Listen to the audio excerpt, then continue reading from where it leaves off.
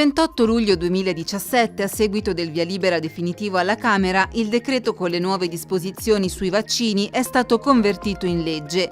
Il provvedimento finale estende il numero di vaccinazioni obbligatorie da 4 a 10, per difterite, tetano, polio ed epatite B, a cui si aggiungono per tosse, Haemophilus influenzae tipo B, morbillo, rosolia, parotite e varicella. Sono gratuitamente e attivamente offerte dalle regioni la vaccinazione antimeningococcica B, antimeningococcica C, antipneumococcica, antirotavirus. Dopo la conversione in legge del decreto, i numeri sono in ascesa. Prima della legge la copertura media nazionale delle vaccinazioni era pericolosamente sotto la soglia raccomandata dall'Organizzazione Mondiale della Sanità del 95%. Si era persa la cosiddetta immunità di gregge, con alti rischi di contagio e conseguenze gravi per chi non può ricevere il vaccino per motivi di salute. Ora i dati più recenti parlano di una inversione di tendenza. A confermarlo la dottoressa Arcangela Guerrieri, medico pediatra e componente del gruppo tecnico vaccini della Regione Marche. Le coperture più basse le abbiamo rilevate almeno per la Regione Marche, ma un po' il trend era in tutta Italia dal 2014 al 2015. Già nel 2016 c'era stata una lenta ripresa, ma sicuramente il decreto ha portato a un aumento delle coperture, perché che non sono ancora quelle raccomandate dall'Organizzazione Mondiale della Sanità, cioè sopra il 95%, però abbiamo avuto un aumento delle coperture grazie sicuramente a questo decreto, per cui abbiamo raggiunto per alcune vaccinazioni come l'esavalente circa un 93% per le Marche nel 2017 e stiamo risalendo anche per le coperture per morbillo, parotite e rosolia, che era la vaccinazione che aveva avuto il maggior calo di coperture vaccinali, tant'è vero che nel 2017 in Italia abbiamo avuto una grossa epidemia di morbillo con 7 morti per morbillo e attualmente, nonostante l'obbligo vaccinale, anche nel 2018 abbiamo un'epidemia in Sicilia, nella provincia di Catania, e abbiamo già registrato 4 decessi.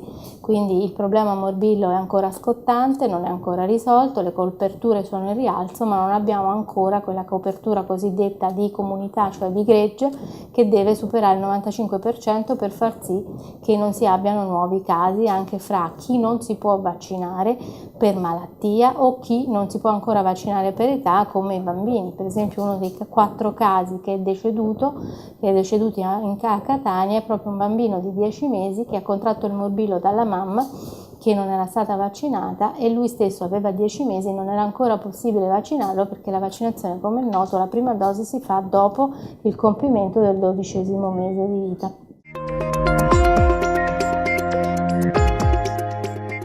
Nel marzo del 2017 era comparso in uno studio pediatrico di Falconara questo cartello: i pediatri dello studio medico Galilei, il papà e la mamma del piccolo bambino ricoverato all'ospedale Salesi in condizioni critiche perché contagiato dal morbillo, ringraziano sentitamente i genitori che non vogliono vaccinare i propri figli, consentendo il dilagare di una malattia che sarebbe dovuta essere estinta. In poche ore il messaggio era diventato virale sui social ad indicare la gravità di quanto avvenuto. Il morbillo è una malattia infettiva molto contagiosa provocata da un virus appartenente al genere Morbillivirus. Il decorso dell'infezione è caratterizzato da sintomi differenti. Inizialmente ricorda un raffreddore, poi nel giro di pochi giorni dà luogo a delle macchie rosso-brunastre. Chi colpisce? Tutti gli individui non vaccinati e che non hanno mai contratto la malattia in vita loro sono potenzialmente a rischio di ammalarsi di morbillo. La morte, dovuta alle complicazioni del morbillo, coinvolge dai 30 ai 100 individui ogni 100.000 persone malate. In questi mesi cosa è cambiato? Chi è che si è convinto a vaccinare i figli?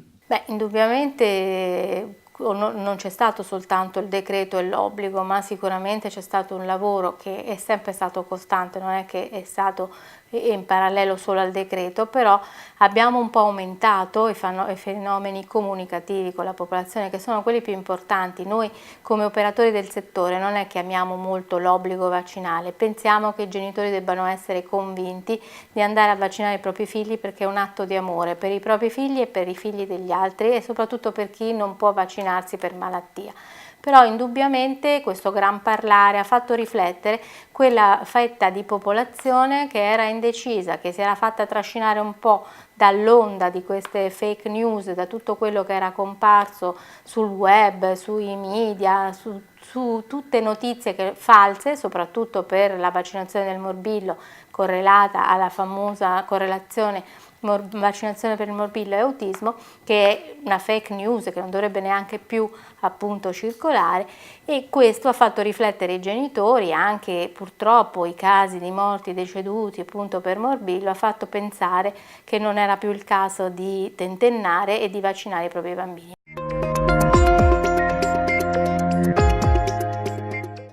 Circolano in rete e diffondono in modo virale informazioni scorrette, prive di fondamenti scientifici. Sono le fake news che si sono moltiplicate sui vaccini.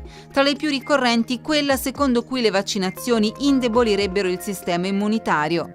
Falso, anzi lo aiutano. Le vaccinazioni simulano ciò che accade quando viene contratta una malattia, ma in forma decisamente attenuata, permettendo al sistema immunitario di sviluppare una difesa contro batteri e virus. Sarebbe meglio farsi le malattie piuttosto che inoculare il vaccino? Falso. Ritenere che farsi le malattie sia meglio è paradossale. La vaccinazione allena in modo più mirato il sistema immunitario, permettendo di prevenire le patologie e il rischio di complicazioni. Le vaccinazioni sono responsabili dell'autismo. Falso. È uno dei dubbi più grandi diffuso sulla rete. Il legame tra vaccino trivalente contro morbillo, parotite, rosolia e autismo non è mai stato provato e trova origine in una frode scientifica svelata qualche anno fa dal Sunday Times.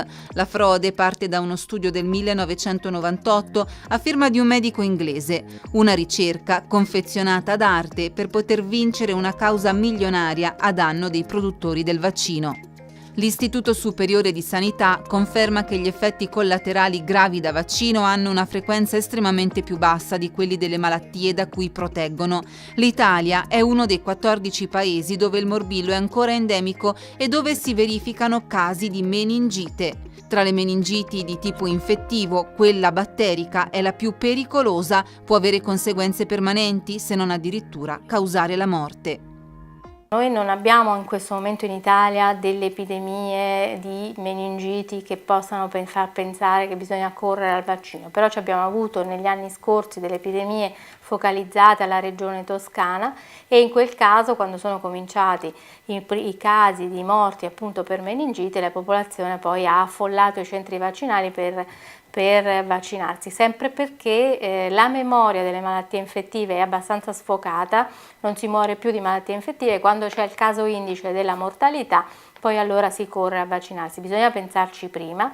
Le vaccinazioni per le meningiti ce ne sono tante nel calendario e sono fortemente raccomandate, oramai alcune sono anche obbligatorie, per cui è sempre meglio, quando c'è un vaccino che protegge per una malattia infettiva, farlo, piuttosto che è impensabile che nel 2018 un bambino non debba essere protetto da una qualsiasi malattia, ancorché più grave come quella della meningite, se esiste un vaccino. Cioè, se il vaccino esiste, il vaccino è sicuro, un bambino deve essere vaccinato, perché anche se non avrà una meningite mortale è comunque un bambino che dovrà star male, che dovrà essere ricoverato, che deve sottoporsi comunque a dei trattamenti medici che potrebbe invece non essere sottoposto, perché con la vaccinazione lui è coperto. Quindi, e soprattutto se vengono coperti tutti i suoi compagni di scuola e tutta la popolazione pediatrica, si evita la circolazione di questi batteri o di questi virus.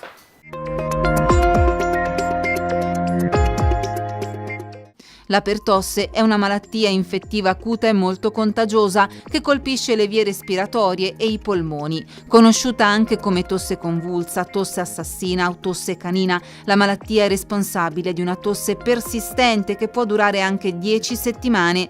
Quando colpisce neonati e bambini molto giovani, può provocare gravi conseguenze fino al decesso. La pertosse non è una malattia scomparsa che poi si può anche riprendere.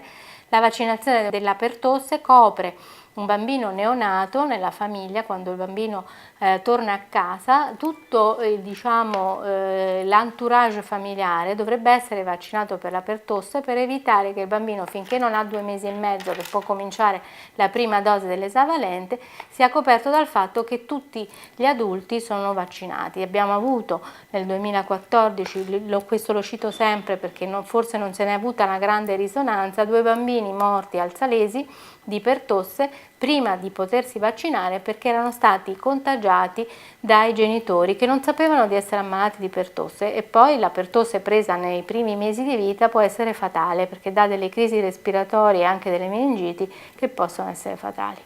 Quindi questo è importante, come vaccinarsi in gravidanza per l'influenza e per la pertosse. Questa è un'altra campagna che ci preme molto e che speriamo che vada in porto. Ricordiamo che la vaccinazione non è un atto che interessa soltanto la fascia pediatrica, ma da 0 a 100 anni, perché è importante vaccinarsi anche per l'influenza, per gli anziani, ma anche per le popolazioni a rischio.